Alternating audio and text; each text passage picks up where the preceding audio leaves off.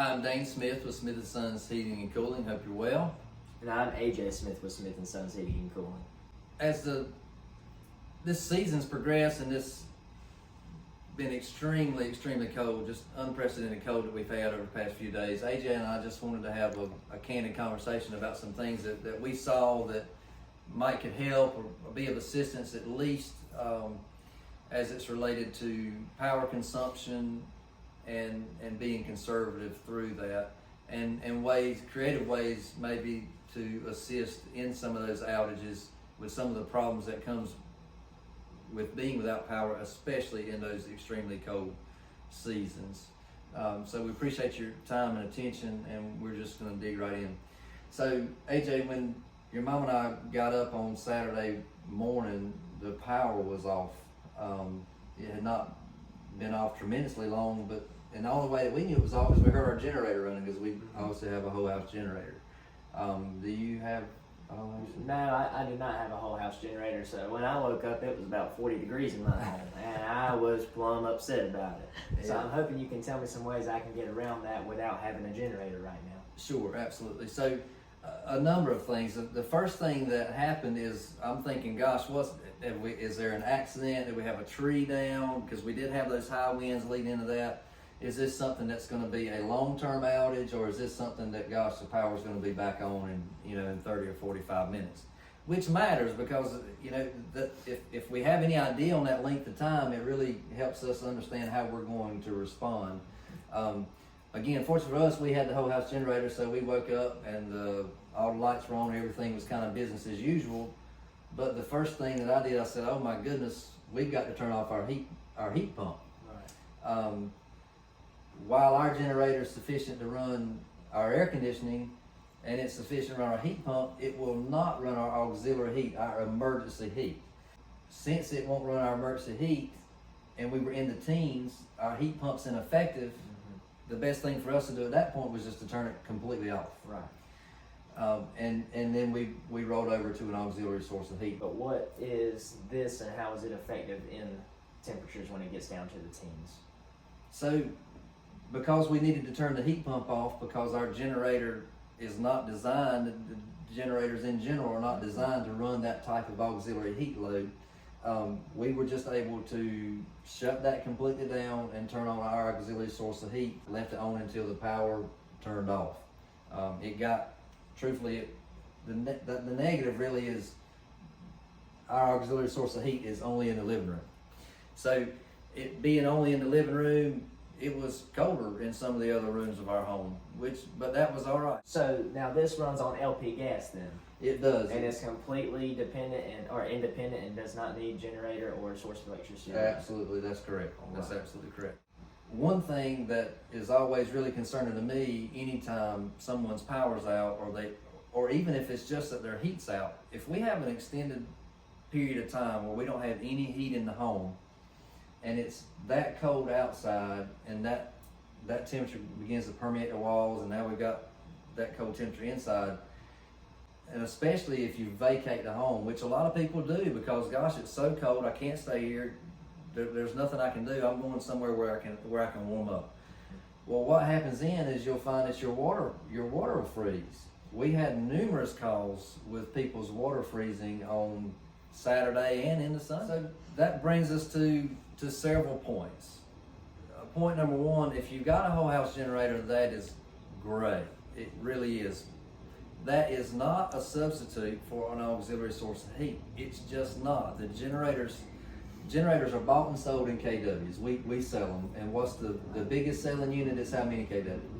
20 KW. Okay, our home, and which is relatively normal, if you have a home with 2 heat and air systems, you probably have at least 15, maybe 20 KWs of auxiliary heat. So what that means is it would take the entire generator just to run your auxiliary heat. Right. So we no longer have a refrigerator or any lighting. We're just running auxiliary heat, which is silly, and it's just not necessary, because very seldom do we ever have these conditions. Right. So number one, we need to think through, if we do have a generator, we still have to, that doesn't mean we don't need an auxiliary source of heat, a secondary source of heat that is completely just not dependent on electricity at all. Because the truth is, like anything else man-made, it's subject to tear up any time. There were generators, believe it or not, that didn't start on that day, or they didn't come on. I can think of one specifically, the generator just didn't come on, and unfortunately, that was a power outage when that generator was not working. So thankfully, those folks did have, a secondary source of heat. Have your generator serviced annually. We sell Briggs & Stratton generators, and their recommendation is that generator be serviced annually and or after 100 hours of runtime.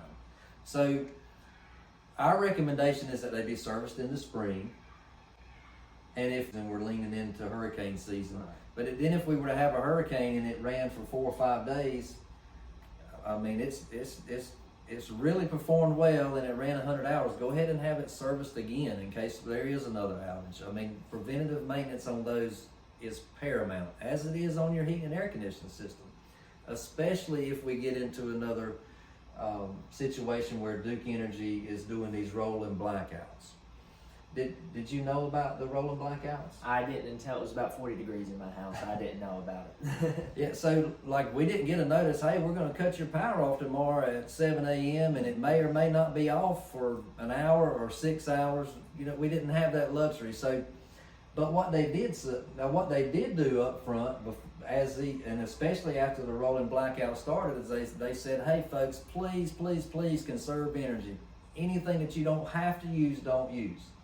So a manner in which we can conserve energy, especially in those extreme low temperatures, is to turn our thermostat from our normal heat over to emergency heat.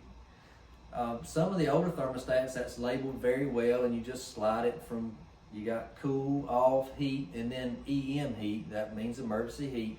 On the touch screen, it is certainly an option. I say that to folks and they look at me like, oh gosh, I don't want to do that, it's going to be so expensive.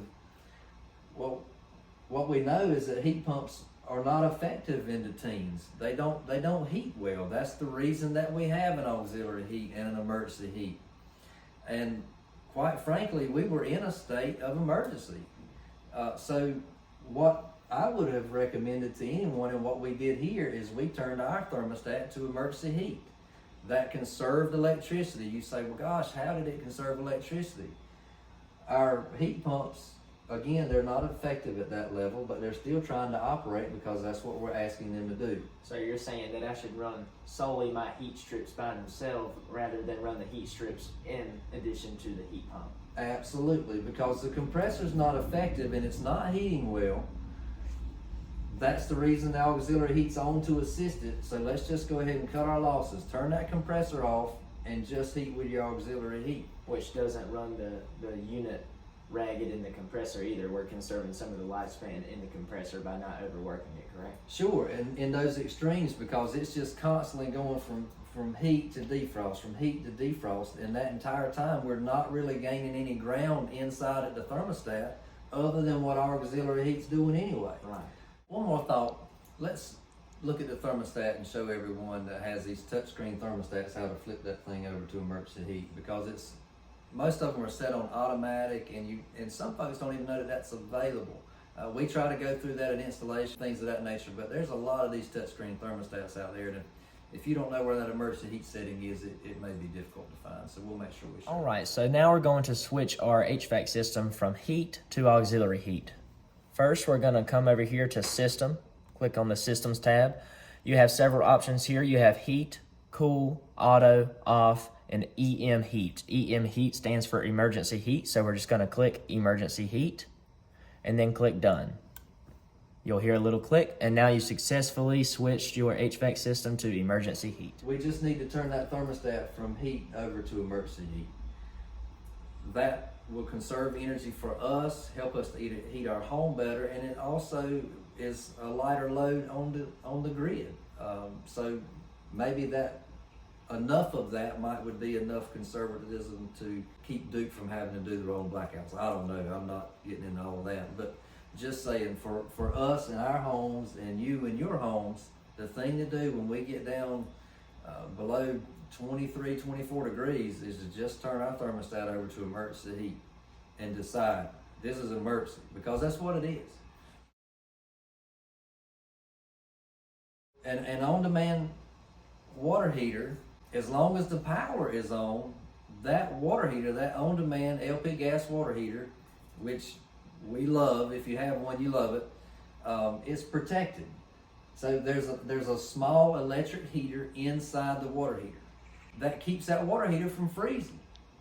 Well, if the power goes out, we've lost that protection. Now, to abate that, our recommendation would be to give us a call and let's talk about that and send a technician. But there's a way that you could drain the water out of that water heater, because what could have happened is your water heater, the heat exchanger inside your water heater, could have busted.